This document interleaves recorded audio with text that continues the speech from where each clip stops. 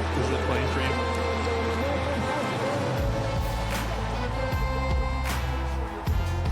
Oh, he muted himself. Well, is the music playing for you, Micaiah?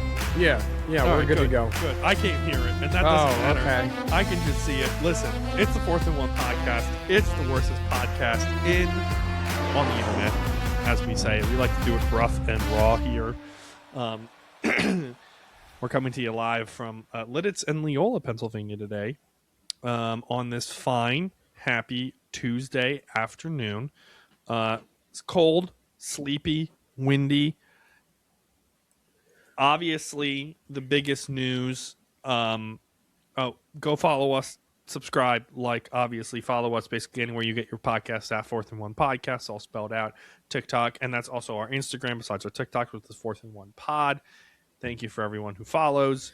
And if you cut over, it's December 30th, 2025. We're 2 days away from it being 2026. Transfer portal opens 72 hours from now. Nope. I think I missed that. 72. Nope. I was right. 3 days from now. No, you're right. Yeah. 72 hours from now. First transfer hire, as he called himself. This is the big news for us Michigan fans, which we're going to start off at the top. We're going to get Micaiah's reaction to. Kyle Whittingham, ex-coach at Utah, longest tenured coach in all of the NCAA up until a couple days ago when he reset his clock. He moves from Utah, which is Provo. That's where Salt Lake. No, Utah's it's in Salt Lake. Provo's BYU. Yep. He moves from Salt Lake to AA2, as he called it in his as A squared or whatever he called it in his introductory interview. Obviously, the number one priority for that he said in his interview, and that obviously we're dealing with here, was roster retention. Biff Posey said there was 25 guys, 35 guys ready to leave, and we're going to opt out. He comes in. They had their introductory interview in Orlando. That's how big it was of a deal the roster retention was. That's why I bring it up. Micaiah, first reactions when you heard, first it was Wake Me Up, right? His name was on the short list. We were hearing all the rumors and all the things. You told me to wake you up. Maybe 6 hours later, I woke you up.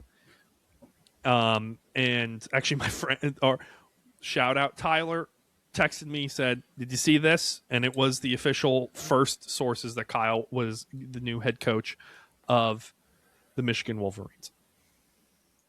So what's your question? What's your reaction?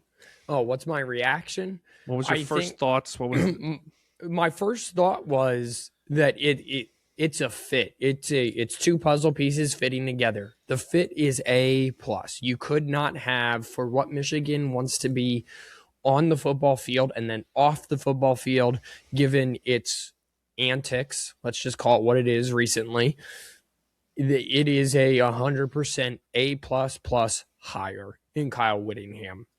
The thing that gets most people is the age, and I'm one of those people. He is 66 years old. However, Connor Stallions tweeted that checks his Rolodex, as he said. He tweeted, checks my Rolodex, 18 months older than the best coach in college football, and that would be Kirk Cignetti. So maybe that plays into him. He knows how to build a coach. He has unlimited resources now, essentially, which is what most people are saying was holding him back at Utah. And I would agree. You can win at a high level at Utah. He proved that. He had 10+ win seasons at Utah in 21 years. He had a down year last year, but this year, then he rebounded. And now at Michigan, you are basically going to get all the NIL, all the money, the great facilities. You're going to get great academics. You're in a much better conference. Just call it what it is. The Big Ten does have more blue bloods than the Big 12. So I think it's an A+ hire. Now, what that does on and translate to on the football field remains to be seen. Kyle Whittingham is going to have a tough defense. They're already bringing in Jay Hill from BYU. That is confirmed. And he had a top 20 defense there with the Cougars there in Provo, as Simeon found out where BYU was, or remembered where BYU was. I remembered where it was. It is rumored that Jason Beck, his offensive coordinator at Utah, which put up 41 points a game and was second in the nation in rushing this year, is coming with him. And second in the nation in rushing, that's what Michigan fans want to hear. The other thing that really I was what's the word? I was glad to hear during his press conference, because I did watch the whole thing. Same. It Look at us is being good fans. look at us being good fans, is the fact that the first person he talked to was Bryce Underwood.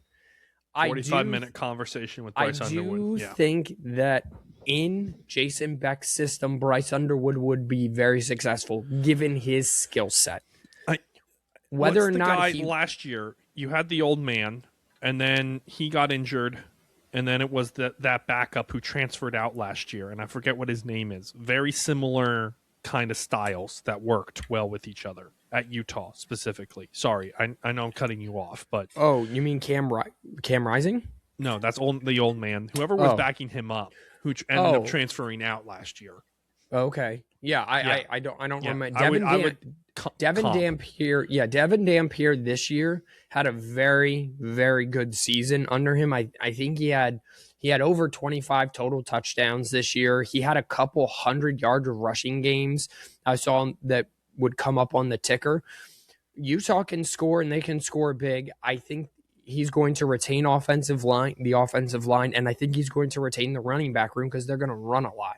Whether Bryce stays around or not, I don't know. But I will put this out there. If Bryce doesn't stay around, first of all, I think he'd be foolish because of the resources. What sold Bryce on coming to Michigan was the resources that Michigan provided off the field, and then what he could accomplish on the field. So he'd be giving up all those resources. So assuming that he leaves, Michigan fans don't panic. The transfer portal is littered with veteran quarterbacks. Mm-hmm. And Kyle Whittingham has been around the block, and he coached under Urban Meyer. He's going to get a quarterback that can run his system. Jason Beck is going to get a quarterback that can run his system. I do think, however, that Bryce Underwood sticks around. I really do. Call me crazy. I just think that if you want a great coach to mentor you on and off the field, and he's talking to his parents, Kyle Whittingham is about as good as it gets right now in college football. Yeah, my reaction when I saw this was worried about his age. That was the number one. Didn't really, in the grand scheme of things, he gets a 5-year deal. 75% of it's guaranteed every year. He's basically going to make $8 million. He's going to be one of the top paid coaches in college ball. Immediately, he gets down there. They do exactly what they need to. They announce everything, and I look at the offensive side of the ball, and I'm not worried about it. I think Justice Hayes resigns. I think most of the offensive line stays. Like if you're the offense, I think you look at Chip Lindsey and you look at everything that was kind of all over the place, and you look at your coach and you look at the stability. And I think we give credit to Biff Poggi. Granted, absolutely, this is all on the 30,000 foot view. We're not seeing inside the locker room. Biff Poggi did a really good job of, I feel like, calming everyone down, stabilizing everything, and gave the administration enough time to bring in the right candidate. No one knew this guy was available, to be quite honest. This wasn't on yours, mine, or Robert's short list. Kyle Whittingham wasn't on our short list. Kyle Whittingham was on his own short list for whatever position that he wanted to have open. And he can come in, he can talk to these guys. They're calm, they're cool. Some of them aren't going to fit in the culture, right? He said specifically, the culture we have is family. We're not going to let guys come in and dictate the culture to us. We dictate the culture to them. If they don't want to be a part of that, that's on them. I'm paraphrasing on what he said, but that's what he said. I think a lot of these guys, if you're trying to develop yourself, which is the history, and even under Sharon a little bit, Yes, they got a little cocky there. They got a little out of pocket, but even under Cerrone, the culture was development. The culture was get better every single rep, unless you're Samaj Morgan. And you're going to continue to see that. I don't like getting rid of Wink Martindale. That's me. I looked at the stats. One offense was better at defensive, one rushing. One offense was better at passing defense. They went with the rushing defense. Don't hate it, but then again, that's Pac-12, Big 10, Big 12 stuff. So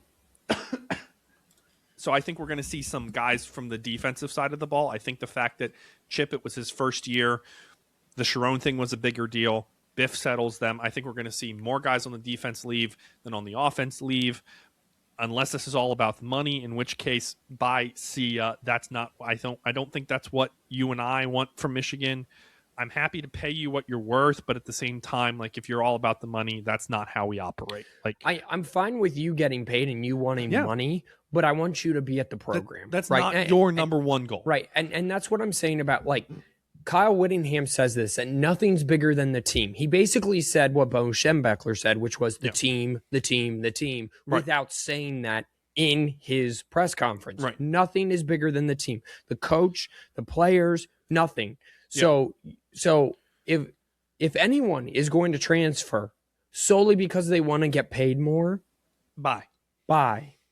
If you want to get paid more and Michigan views you that and you want to be at Michigan, or if you want to get paid more but you want to be at Michigan so you decide to stay and Michigan can't pay you, I'm going to view you better, right? Loyalty. Right. And that's easy for me to say because I'm not playing college football. However, all of these college kids are at this level anyway, at the University of Michigan level, are making more money than I am. Yeah. So, and you're making more money to play a game. So I'm going to value loyalty over your right to get paid more. While I respect it and you do you, boo-boo. Yeah. I don't want you there if you're just there for the money. And that was my always big question mark with Bryce Underwood was he there just because Michigan upped the price tag, or was he there because he wanted to be there and be in the program? Right. If this offensive coordinator comes in, I don't know his name. Obviously, Jason Beck. Sorry. There's not a long history of talent development for quarterbacks at Utah, right? Now, granted, you can't say that about literally any high school, any college, right? Michigan's claim to fame is Tom Brady. Utah's claim to fame is Alex Smith. Like, and then name a guy at either school that has come out and has been like, yeah, there's only 32 starters on a football field, and the bottom 4 teams are rotate. Brady Cook is the starting quarterback for the New York Jets right now. So I'm saying, like, it's not a big deal. This guy can come in, he can establish an offense, they can rebuild an offensive identity if it's who they choose, right? I say Justin Haynes stays. Sorry, let me get back to I ADHD'd hard the core there. I scrolled. Yeah, hardcore. You did. You taking money is, if that's your end goal, that's fine, but it's a very short end goal. You're going to develop better as a human being and as a player if you stay one place. As long as you're getting, like, there's another level for you to get to, right? I like money as much as the next person. I'm not just going to bounce to the next job if I get offered more money someplace, unless I know I'm going to be challenged as a person and I get to grow there and it meets some other criteria, right? If you're from Florida and Florida offers you more money and you want to be closer to your family, that's fine, right? But also, if you're at Michigan, yeah, okay. We don't need to hearken on what we think makes a good culture in the era of NIL. These kids make more money than we do. Overall, you're giving, out of a grade, Micaiah, what are you giving Michigan's hire of Kyle Whittingham right now? Okay, so overall, I'm going to give it a B+. Okay. The fit's A++. I would like to see, again, the age of Kyle Whittingham, and just overall, I want to see, it's one thing to do it in the Pac-12 and the Big 12 at a very high level, and that's fine. But it's another thing to do it now against Indiana, Oregon, Ohio State. I think Matt Campbell is going to turn around Penn State in a year. Just really quick, though, back to Jason Beck. Yeah. Devin Dampier, so he was the offensive coordinator at New Mexico 23, and then he came over to Utah. Devin Dampier was under him. So last year in 24, Devin Dampier was 2,700 yards, 12 touchdowns, and he ran for another 1,100. And then at Utah this year, he was 2,100 yards, 22 touchdowns, 5 interceptions, and added another 700 on the ground. So he was efficient. He was efficient, and he caused offense. You can't say they're not running a pro style. You can't say that they're not efficient. You can't say that they're not good talent developers. I'm not getting. This is the guy, for those of you, this is not Diego Pavia's offensive coordinator. This is the guy after Diego Pavia left that New Mexico State did not necessarily fall off a cliff. That's Clark Lee was Diego Pavia's offensive coordinator. He got hired by Vanderbilt, if I'm remembering correctly. No, I'm sorry. Clark Lee was the head coach at New Mexico State, got hired by Vanderbilt, took the offensive coordinator with him. That's what I'm remembering. The head coach of New Mexico State got hired as the offensive coordinator. That's what it was. Clark Lee was just there first. Was already there first. Okay, I'm sorry. Listen, my memory is not great without Wikipedia right there with me. Micaiah, I give this grade an A, B plus. Again, would I'd rather have Matt Campbell a little bit younger? Probably. It's a hard position to fill, right? They're hard shoes to fill. Was there, if I'm looking at the list, right? We're looking at Jim Mora. We're looking at John Summerall. We're looking at Billy Napier. We're looking at Matt Campbell, Ryan Silverfield, Eric Morris, James Franklin, Bob Chesney. These are all the names that throw them up against the wall. If everyone had to hire a coach this week, was Kyle Whittingham top 5? Of course he was. So am I upset? No. Is there somebody better out there? Who knows? You know what worries me? What? Is that I like the hire. Because normally, if you're in college football and you like the hire, it normally doesn't work out, right? It's the old Texas A&M adage. If you win the press conference, you're losing on the football field, right? They lost the press conference with their fans with the hiring of Mike Elko. And at work, the one Texas A&M fan, I said, he's your guy. The fact that you don't like this hire tells me that he is going to be very successful. And look, he made a playoff. And look, he made a playoff game. I think that the sneaky great hire that no one is talking about is Eric Morris, Oklahoma State. Yeah. I really do. I think offensively, Oklahoma State had gone stale, and that just kind of whittled the program down. I think that they are going to get a little more influx of money into the football program. And Eric Morris, he does less with more. Drew Mestemaker officially entered the transfer portal. As did his running back and top wide receiver. I would be shocked if Mestemaker does not end up at Oklahoma State, but we shall see. And then the other hire that no one's talking about and everyone's grading really, really bad is Tavita Pritchard. Oh, it's at Stanford hire. At Stanford hire. And this may just be that I believe in Andrew Luck's intelligence so much that I'm just like, it'll work out one way or another there in Stanford. But and maybe that's just me. And if it is, shame on me. But Andrew Luck, until proven otherwise, I think Andrew Luck knows what he's doing, and I think that's a tremendous hire because clearly he knows something that we don't know. Yeah, we'll put them in a tier list. Once the dust settles, coaching carousel kind of finishes, which we should be. Michigan, it looks like it's the second to last, the most recent one. Obviously, we don't know who of the college football playoff coaches, if any of them, are going to stay, move around. Obviously, Marcus Freeman's staying. Marcus Freeman is staying. I was just about to say that. Steve Sarkisian up in the air, which means he's moving. He's probably going to be the Giants' next head coach. I think Tennessee. Tennessee, any one of the three. Yeah, he probably is going to stay in the South. He doesn't want to go up to the cold. Probably Tennessee's next head coach. Well, you also have a quarterback like Cam Ward is. Yeah. That's a drop in way replacement. better than Jackson Dart and whatever I still don't trash know the if Mike- Jets are throwing out there. Still don't know if Mike McDaniels is going to be is going to stay. And I like Mike McDaniels. I like his offensive style. I think the culture in Miami is just the culture in Miami. It's like the culture in Vegas. You really can't bring a different coach in to really change that. I think the city defines the culture there, unfortunately. But yeah, there's options. So what's the culture in Miami? Cocaine? Yeah, cocaine, fake Lamborghinis, and fake boobs. That's the culture. Fake, right? Cocaine and plastic. I think we've made that joke on this podcast before. I'm still chuckling about get better with every rep except Stramaj Morgan. Dude, I've never seen someone regress in a season as much as Samaj Morgan did. I'm sorry.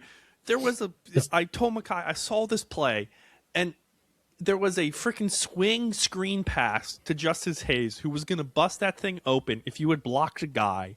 I'm saying this like he's listening. We know he's not. But you block the dude, and Justice Hayes runs for freaking 15 yards plus. Okay? You go out on a route like you're going to get open. Like, I don't know if that was designed that way, but it shouldn't have been. Also, you're so close. Is Justice Haynes. I'm forgetting the N. Yeah.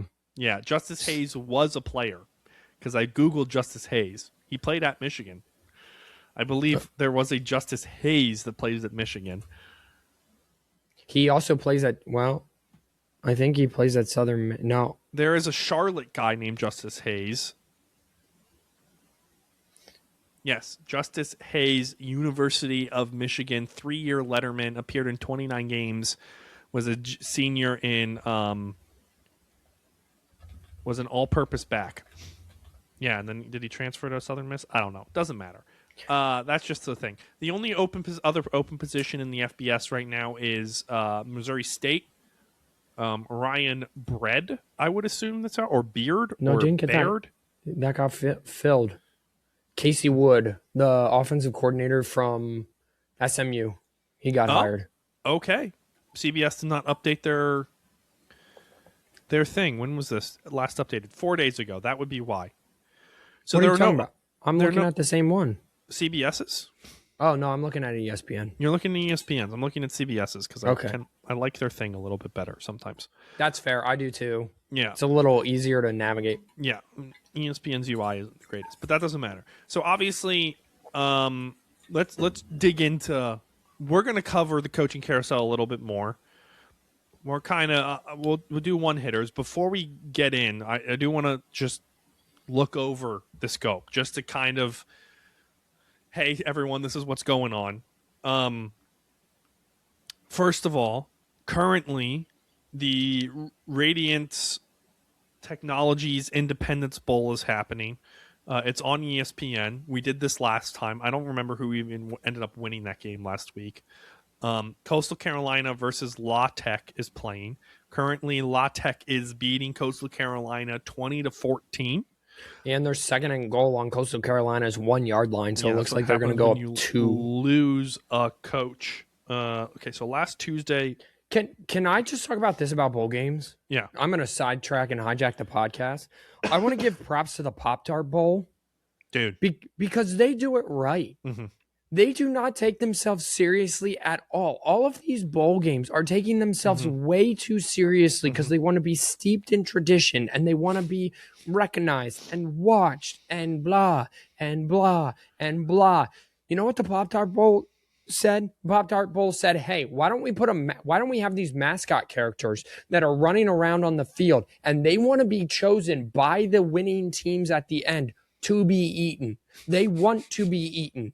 Oh, and then, so this last year, 3 mascots, or this past game, 3 mascots were chosen, and one of them was Strawberry.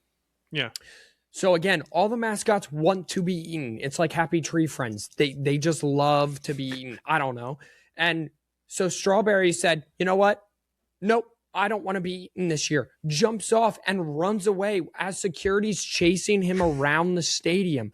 And so then they go through the toaster at the end at the celebration, and it's the sign that says, "You haven't seen the last of me. I will be back." So now they're creating story arcs with their edible mascots. Yeah. The Pop-Tart Bowl is doing it Probably right. someone who worked for WWE is my guess. If the Pop-Tart Bowl puts out $1 million cash prize as its bowl game, it will set a new precedent, and I can guarantee it will be the greatest bowl game in the history because now everyone wants to play in the Pop-Tart Bowl, right?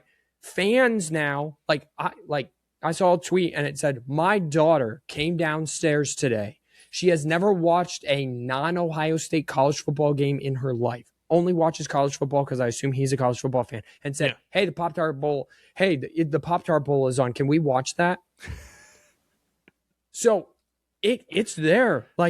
It's definitely bowl games, a 2020, 2020's NIL era bowl game. It's the Gen Z bowl game. I don't know. All the other bowl games need to take after this bowl game and stop being some insurance, AI, data, blah, blah, blah bowl because no one cares.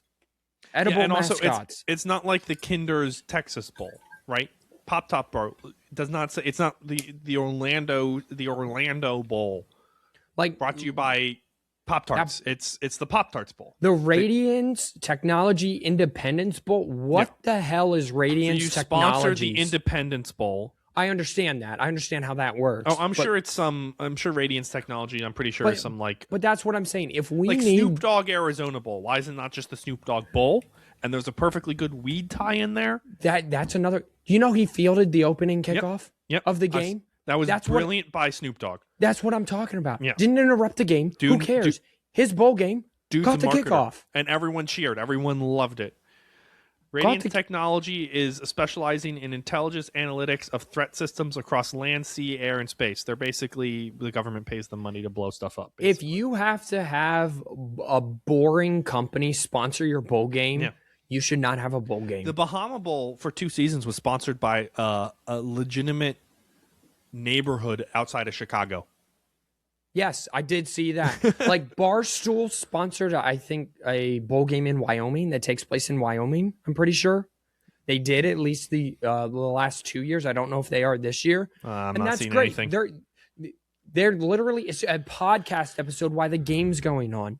There's a poll to it. Again, if you're gonna be a boring bowl game, miss me with it. Because I don't care. The Pop-Tart Bowl could have 2 6-6 teams and still pack an entire stadium. Yeah. Meanwhile, the game on the field between Georgia Tech and BYU was great.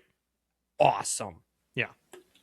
They're doing a great job at their goal is to basically pick the 2 best teams. They have a tie-in. They have an ACC tie-in. Notre Dame against BYU also would have been a good game. But Notre Dame decided to be little bitches. Sorry, Mom. And wuss out on that because they didn't get their way. So they threw Uncle Kevin might hate me for this, but sometimes it's okay to veer from college football tradition. Sometimes. Traditions have its place. Sometimes you got to adapt. The bowl games are not one of those places where tradition needs to be baked in my opinion. I think Saturdays are where tradition gets baked into it, not necessarily postseason or bowl games or even preseason for that matter.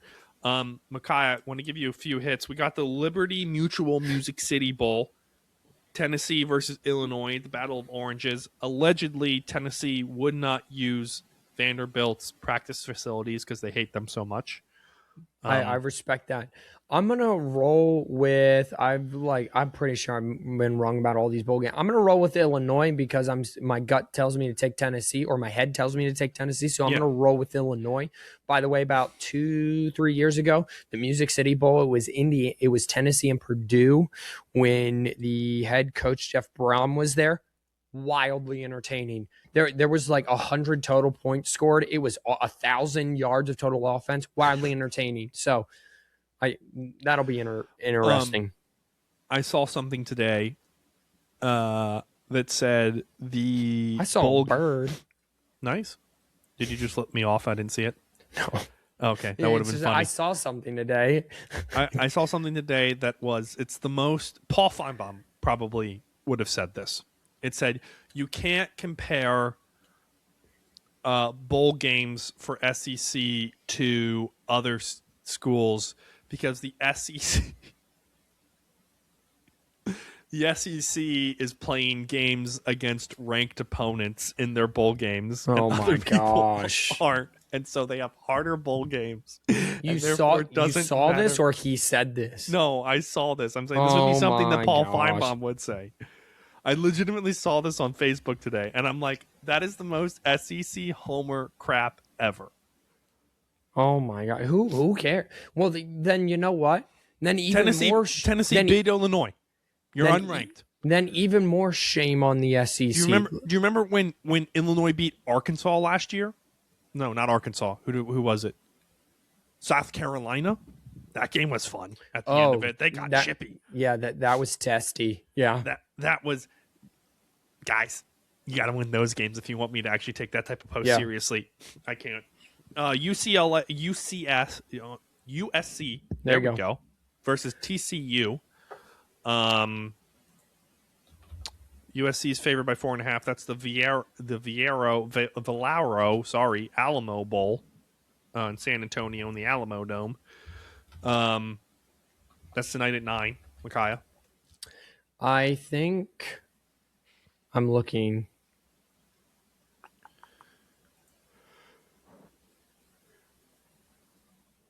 Okay, so the Alamo Bowl, this is the last kind of, because the Alamo Bowl used to be Pac-12 and Big 12, but the Pac-12 resolved. So there's really no, because how all these bowl games work is they have like a contract. So we'll take the 2 6th place teams from these two conferences and they'll play each other. So that's how bowl games work for those of you that don't know.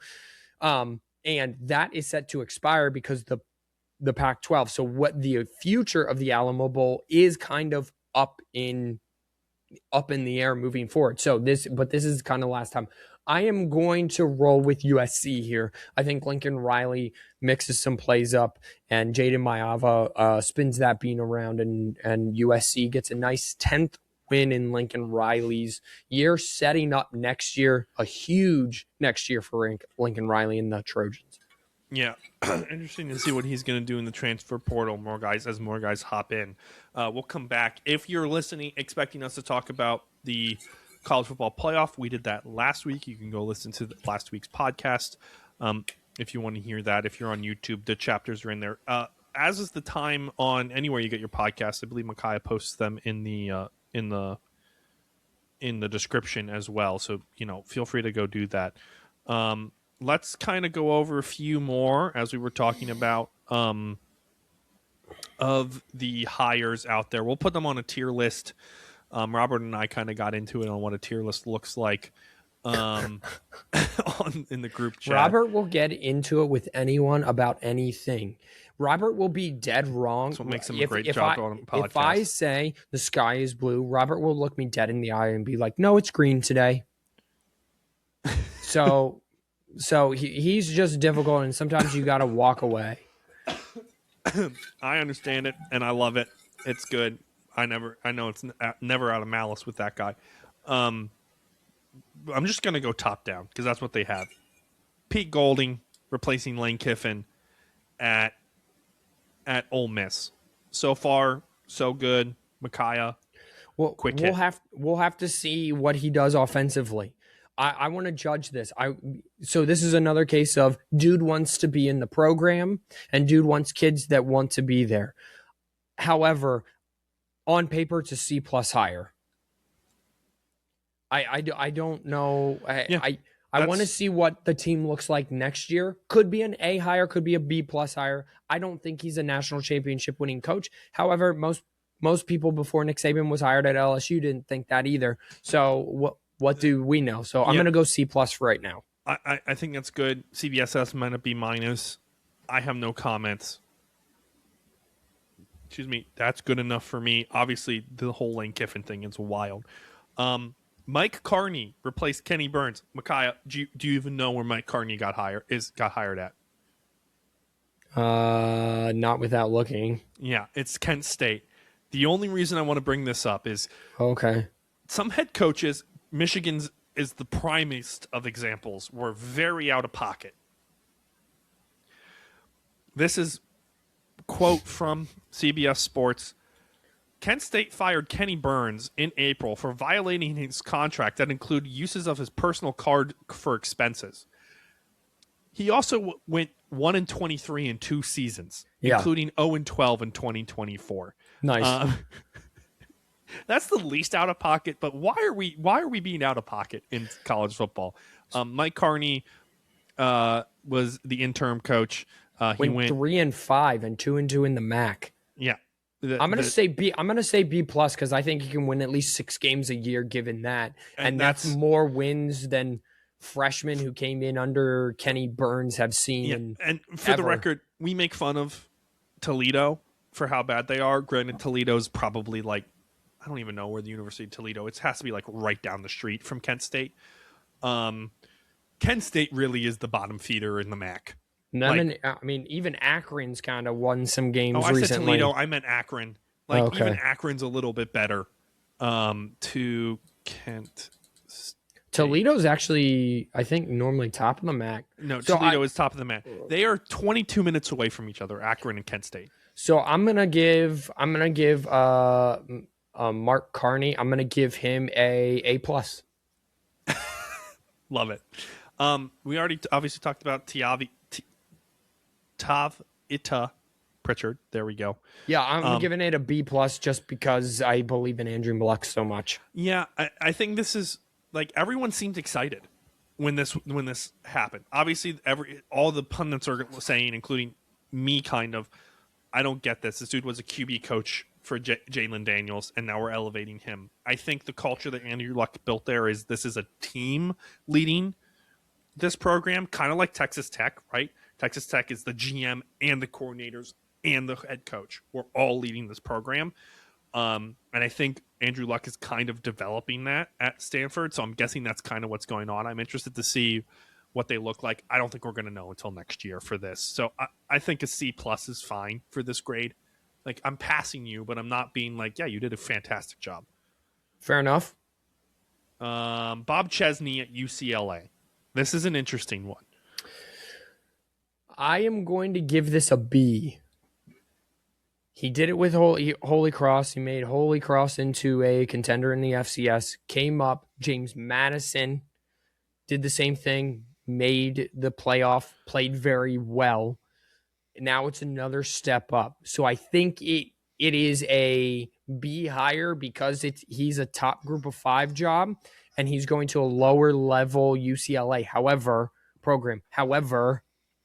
is UCLA going to commit money to the program? Because if the answer is no, then there's nothing Bob Chesney can do, and it's a C minus higher. And that's not on Bob Chesney. That's on the program.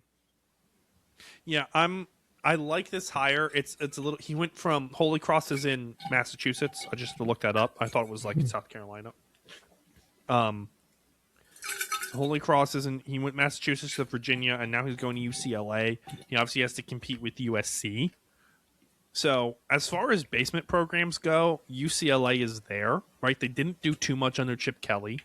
Because again, there was no money, there was no commitment. Yeah, it's UCLA. Those LA colleges are just weird, right? There was a tradition that Pete Carroll kind of built, I feel like, at USC. Obviously, there were the 60s and 70s teams, O.J. Simpson, that sort of thing. That there was some sort of aura that, sorry for saying it, but aura that like USC has. UCLA doesn't necessarily have that. I agree. I think all programs are looking and all schools are looking, do we want this? I see everything, right? Applications at Michigan have been up since 2020. So we see the effects, right? They say that this is the row that Saban built with all the applications and more money that Alabama got. I think colleges see the benefit in having good sports programs. I'd be interested to see what their NIL looks like. Maybe that's something we do in the offseason, but it's a good hire on paper. I agree with you. I'm going to give it an A minus because, again, you're taking an East Coast guy and moving him to the West Coast, and he has to compete with USC. Is that the best? But who else are you going to get, right? A plus for best available, in my opinion. James Franklin at Virginia Tech. I think up until the Michigan hire, and this was the best hire of the cycle. I think James Franklin was getting shat on way too much. I understand his propensity to not win big games. However, he won the games until this past year. He won games he was supposed to win, and he lost games he was supposed to lose. When he was the betting underdog, he won one time. Okay. Now, the interim coach also just did that on Saturday. However, when he was the betting favorite, up until this year, James Franklin won those games. So I'm going to give this an A. Again, I love the fit. Easier conference. He's recruited in that area before. He's a great motivator. He's a great developer of talent. You're not changing recruiting locations. I'm giving it an A. And Blacksburg is waiting to be unlocked. There's money there. Virginia Tech already came out and said, we're going to give you $220 million into the athletic program as a whole. So you're getting more money. The students are always there. Enter Sandman's blasting out. I like this. I love this hire. I did a deep dive into Virginia Tech because I wasn't sure why there was a culture there. And the answer is it was Shane Beamer's dad, right? Yes, it was Frank Beamer. Yes. Frank Beamer was there. He was like Joe Pa, right? Back when your coach stayed for 20, 40, whatever years, right? And it's wild that we're saying that with, Kyle Whittingham's the guy who's coming in. But this is a perfect fit. To me, this is an A+ grade because the culture of Virginia Tech is we're expecting you to, if you go 10-2, that's awesome. And if you can repeat going 10-2 for 20 years, even better. And so right now the culture that's there. ACC's wide open. Yeah. Clemson, I don't trust anymore. Miami, I still don't trust. You can make the playoffs, sure. I still don't trust you. You need the ACC needs 4 teams that are consistently vying for top 1 in order for me to take them seriously. So that's why I like it. He's recruiting in the same location. To me, they say he's recruiting the DMV. It's not that far to Blacksburg. Maybe 8 hours from our house in Lancaster. They have their own airport. It's a bigger airport, apparently. James Franklin hated that about Happy Valley. Yeah, they put money into that airport because it's hard to get. I mean, you have to fly into like Harrisburg or Pittsburgh or wherever, and then drive there. 2.5 hours. It's the same reason that Kansas and Kansas State fly guys into where they are, because if they have to fly into the place that they actually can fly into, the recruit will leave before he gets to the school because Kansas is such a wasteland, basically. We already gave Eric Morris. I think that's an A+. They need an offensive-minded guy. They're putting money into the program. I think he's going to get all 3 of the transfers that are in the portal going to Oklahoma State. That's my guess. He's going to get his guys. It worked for Chesney. It worked for Signetti. Why would you not do it again? Right, North Texas was a top team. Mestamaker makes sense. You're not moving that far. Same thing. I think it's a great hire. Micaiah already talked about it. Jamarcus Shepard, Trent Bray, did not. This is Oregon State. I have no idea who Jamarcus Shepard is. He was hired from Alabama, the co-offensive coordinator. He must be an assistant head coach. He might. I'll give it a C+. I really don't know.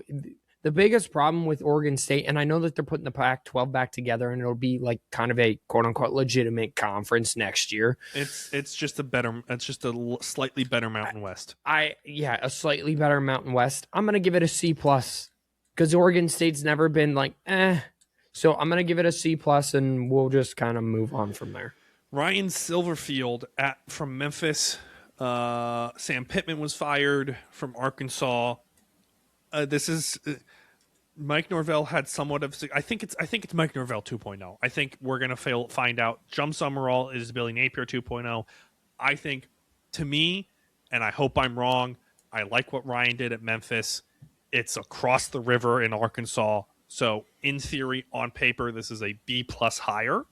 It is the SEC. It is different. The expectation in the SEC, and I don't know how you expect however many teams are in the SEC all to go undefeated, but that's basically what they expect to do to each other every year, which is wild, and that's the expectation is everyone needs to be Alabama in the SEC. First program that changes that culture is the next dynasty in the SEC. Arkansas is not one of them. Ryan's out in 3 years. Mark my words. This is a C minus higher to me. That's D, what I really. is a C minus passing. I wouldn't give this a passing. That's why I loaded. Yes, a C minus is passing. This is a D. Okay, For I'm me. gonna give it passing. Can someone though go into Arkansas and unlock? First of all, No. if can Walmart, the amount of money in that state between Jerry Jones and Walmart, They all give money. That's the thing, though. You got it, and you're surrounded by Tennessee. You're surrounded by great talent. And I'm sure the Arkansas high schools, I've never been there. I'm sure the Arkansas high schools are also littered with talent. Can someone unlock that college, please? So I am going to give it a passing grade because great. Let's see what he does. Group of 5. The Arkansas fans are not happy about it, which tells me it's going to be a giant success. I will give it a passing grade for now, and then we can regrade these at the end of next year. But I'll give it a C minus, and we'll move on. Alex Morrison got replaced Trent Dilfer. I think for culture, it's a B higher. Yeah, it's apparently well known that University of Alabama undermines UAB on the regular. So who knows? I think C plus is fine. You beat Memphis late in the year. Congratulations. I already said my part about John Summerall. Why are you doing the same thing if you fired Bailey Napier? It does not make any sense. Everyone's saying this is a grade A hire. I forget where the last coach went to. I think it was Kansas State. I don't remember exactly for Tulane. Tulane's just a feeder school at this point for other people. I don't think this is a good hire for Florida. I think it's a great move for John Summerall. Don't get me wrong. I think it's bad. I give this a fail because it's just the same thing again. B plus higher for Florida. John Summerall has been in the SEC. He's been under great coaches in the SEC before. He knows how to run a program clearly. And the first thing he went in there and he basically told DJ Lagway, it's fine if you go somewhere else.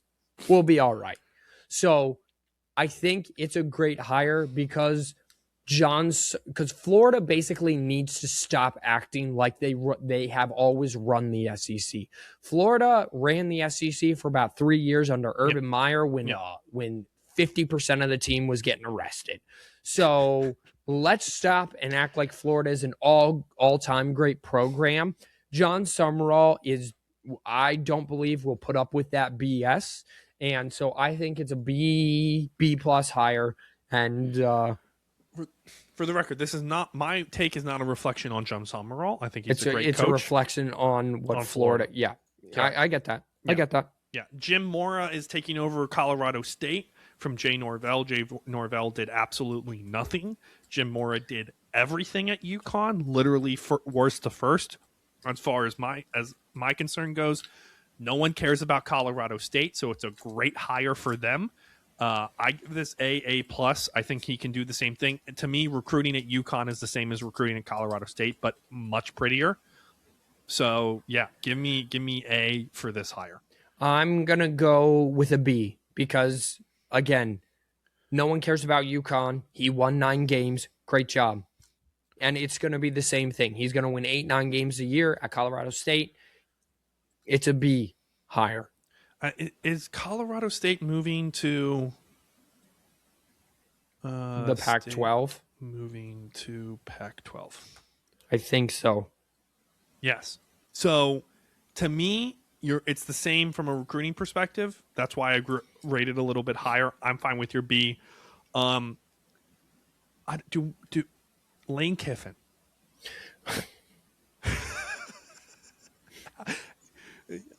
Your thoughts are well known. I don't know how tacticianly, like from a tactical perspective. There we go. One of the best in the game. One of the best in the game. A plus. Yep. I just don't think it's going to be the culture you guys want it to be, to reiterate your words. CBS is giving it an A plus. I think it's their only A plus here. D plus. Yeah. D plus. Whatever passing grade is, that's fine.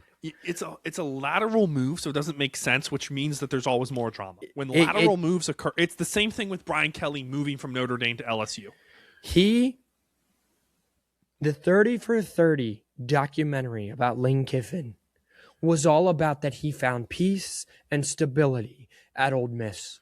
And you are historic. You are going to a program who, over the last 25 years, has an average coach lifespan, I know some are longer, of 5 years. Same with You Florida. are taking stability and you are going to a place where Ed Ogeron, who was happily married for 20 plus years, won a national championship, got divorced, and was partying with college girls. And now you are taking a man who has come out, was creepy at Ole Miss, and you are putting him in a place that is under the spotlight even more. To be fair, they probably like it at LSU compared to Ole Miss. Sure. but what I'm saying is he might win a national championship, but there is no way that this doesn't end in a rolling dumpster, doused in kerosene, lit on fire, rolling down a hill. Yeah. This is a runaway dumpster fire waiting to happen. And if you want to say we get a natty out of it, so it's an A+, that's great. But then you're just going to keep rolling through coaches every 5 years. Give me stability at all times in my coaching and program. That is what I'm looking for. It's a D+ at best. Best of luck, Lane Kiffin. I am on, and you can at me in my DMs, but you are a hoe more than you are a housewife. And, oh, by the way, good luck this upcoming season. But I think that this is a dumpster fire waiting to happen. I think Auburn is... Nailed it. I think they nailed it. I'm concerned about how much say that the boosters have. Now, granted, for sure. Everyone, when they hired the Boise State guy, apparently he was too rough, right? So, like, they wanted him out. Like, they didn't like the way that kids didn't like the way he was running. You fire Hugh Freeze. Your number one mistake was hiring Hugh Freeze, in my opinion. You pick up the guy who turned USF around from Charlie Strong. That was you. That's the guy who took over. He took over for Charlie Strong. Tennessee, that's what it is. I think it's a great hire. Dude's in the SEC. Offensive-minded coach. Micaiah, you and I are about that. I give this an A+ as far as I'm concerned. So at the press conference, his introductory press conference, a reporter asked, does he like golf? Because apparently Hugh Freeze was out golfing more than he should have been recruiting. Sure. And he looked right at that reporter and he goes, this is a trap question. I know that. And here's my answer. My family, and he goes down the list of who likes to golf in his family, and he goes, me, I'm not much of a golfer. The way he handled that press conference tells me he will be successful. Tells me this is an A- hire. However, what you said first was, are the boosters run? I think he is 8-4, 9-3. At best, he is 10-2 on a good year type of coach. Auburn will run him out just like LSU will run Lane Kiffin out in under 5 years, but this has nothing to do with Alex Golish's ability to coach. To me, and I'm looking at this, right? If I said this earlier, if Auburn wants to be successful, I agree, especially if he goes 9-3 in his first year somehow, if Auburn wants to be different, they allow that to happen. They allow 9-3, 10-2 seasons for forever, because I think he's the type of guy who can get a team over the hump.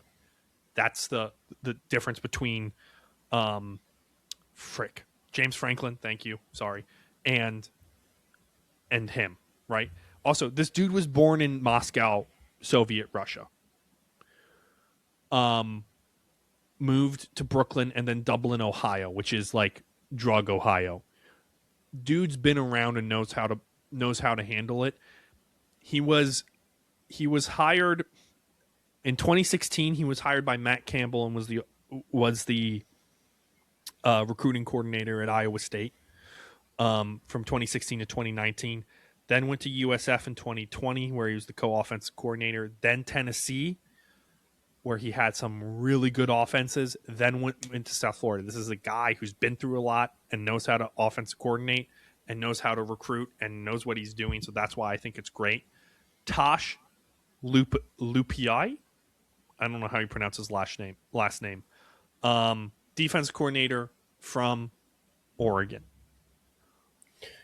I'm gonna give it a C. I know nothing about him. He's a defensive coordinator. So great defenses. He's in that area, but he's going to Cal. So what kind of talent? You're taking a talent.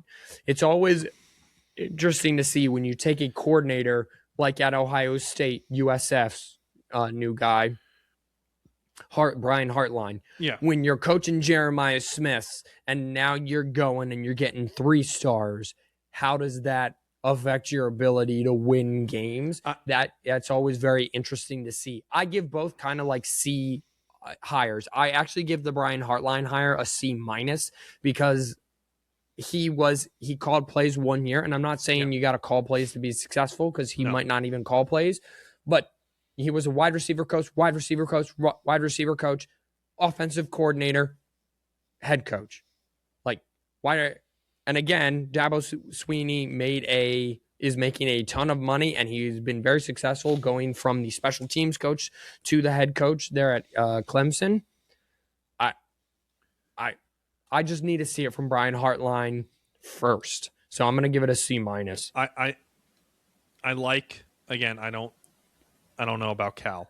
The wide receiving talent though in Florida is crazy, and he should get great wide receivers. So the Cal seems, it's like the opposite. Like Stanford's like, yeah, we have some of the greatest, if not the greatest academics in the world, but we're also going to figure out how to do college sports with that high standard.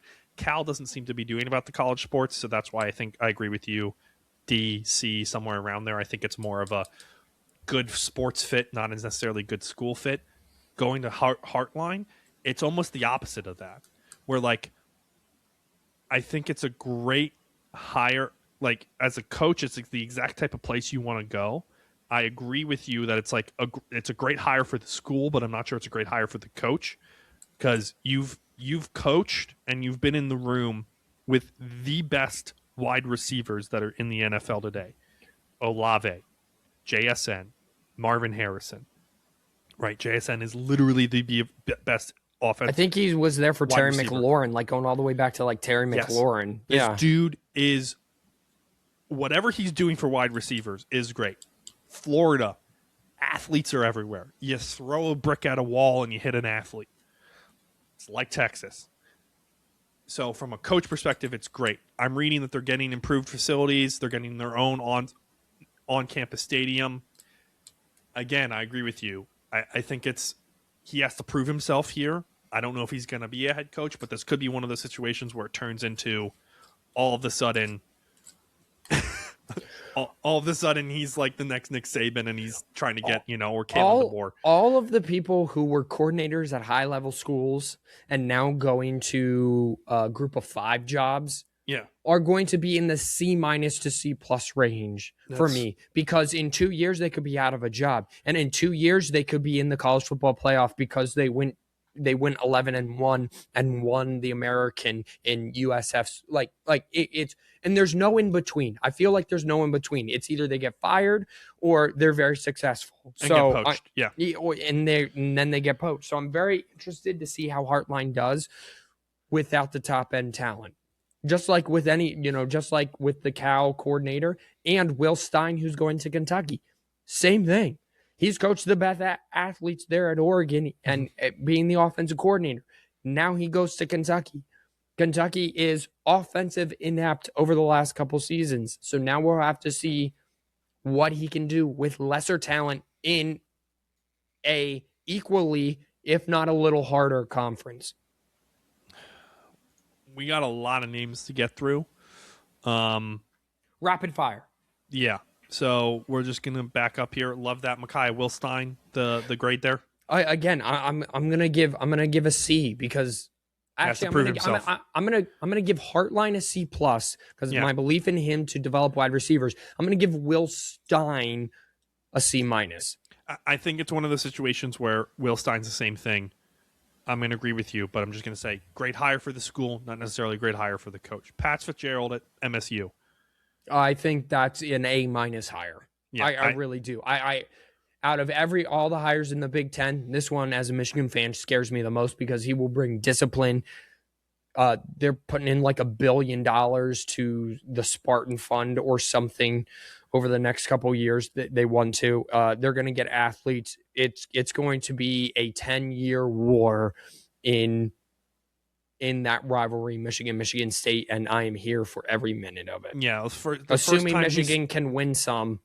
The first time he starts landing recruits and transfers is when I start to get scared. I agree with you. Jason Candle from Toledo, longtime Toledo coach, 10 plus seasons, going to UConn, who's going to be in the MAC, I believe. Yeah, so he's staying in the same conference. I don't know whether UConn's. I'm gonna give it a C because I feel like that's a lateral move. Unless if he's getting more money for his players, and I guess he has more. Well, I mean, in Ohio you have more resources, but in UConn, that region, you're kind of up there. Besides Boston College, you're kind of up there by yourself. So yeah. I'm gonna give it a C because it sounds to me he's going from the MAC to a MAC school. And he had something really rolling, so I'm going to give it a C. Ryan Beard, however you pronounce his name, Baird, replacing Tim Beckett at Coastal Carolina. I'm going to give it a... Well, he came from Missouri State. I'm going to give it a C+. Because clearly he did something right with Missouri State, taking them from FCS all the way to FBS. Did something interesting, similar... I'm seeing this similar... Where did it go?